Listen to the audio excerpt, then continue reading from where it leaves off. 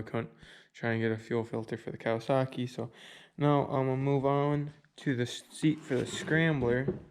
And as you guys can see, it is really faded, where it says Polaris, of course.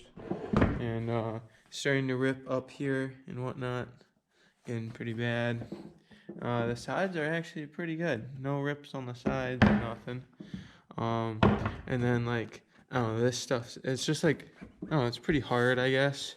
And I don't know, it just feels worn out, and like, it's like super slippery, I guess, is the right way to say it. But so that's how it looks before.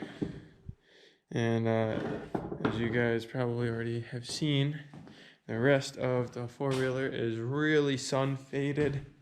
As you can see, here's where the original sticker was and what the original color of the plastics were.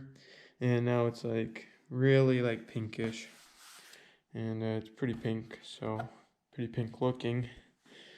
And so I don't know if there's a compound that could get it back out, because I know that this was my dad's, and then I got it from him.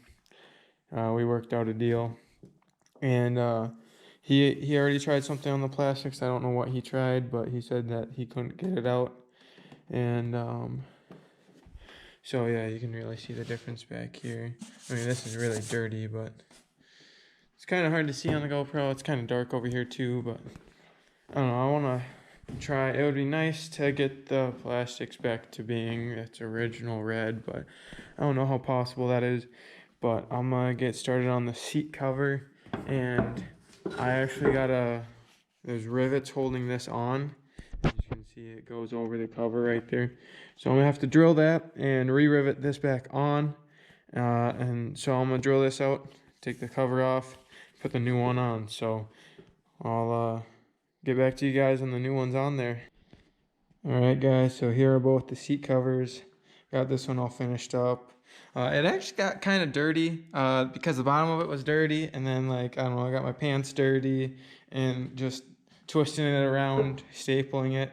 Sides got a little dirty, so I'm gonna have to clean it up. This one's not too bad, and I went ahead and took my knife and cleaned up the bottom of this one also. So I took that back off, and same with the bottom of this one, and just trimmed it up, because before, the way that they had it, it stuck out to like where my thumb is. Like, I mean, it's really nice because you got a lot to grab to pull it tight. And like, you guys can, I don't know how to really show how tight it is, but I mean, it turned out pretty good. Like, when I pull on it, like, it's only a little bit right there. So it's hard to get it in right here.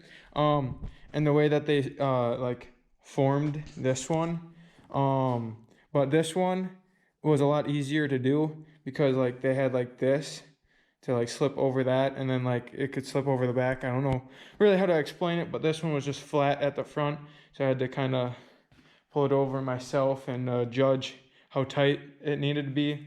But I don't know, guys, it turned out pretty good though. Definitely gonna have to go and throw that on the machine over there and see how it looks, but it turned out really good. So just gonna wipe down the sides quick.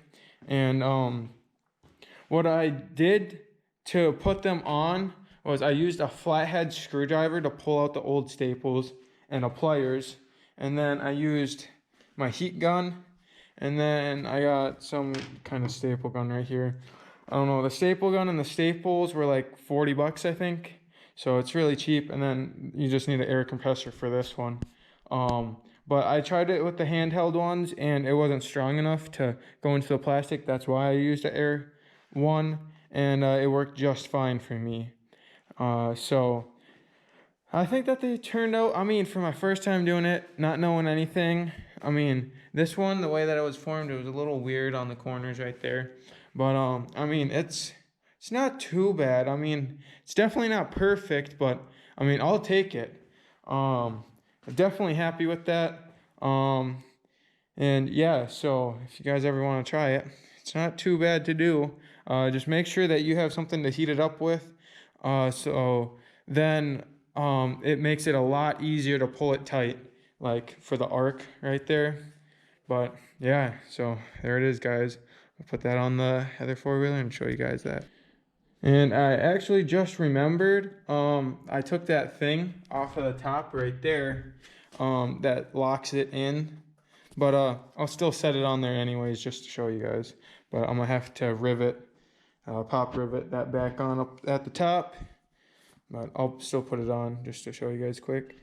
It's kind of hard to fully show you guys it. I mean, it still looks good, but it's not on there all the way, as you can tell, because that thing's not on the front. But that looks a lot better. The red is definitely a little darker, but I don't know. I like it nevertheless, but definitely a lot better than that old one, and I like how they were able to put the Polaris on the side of it anyways. Still, so definitely happy with that. So gotta get that front thing put on. I don't know if I have any rivets, but I'll just get that done and then figure out what the next thing to do is. I might be done for the night though, so that'll be it for this video then. And hope you guys maybe learned something if you guys want to try doing a seat cover yourself. I know I definitely learned. So hope you guys enjoyed.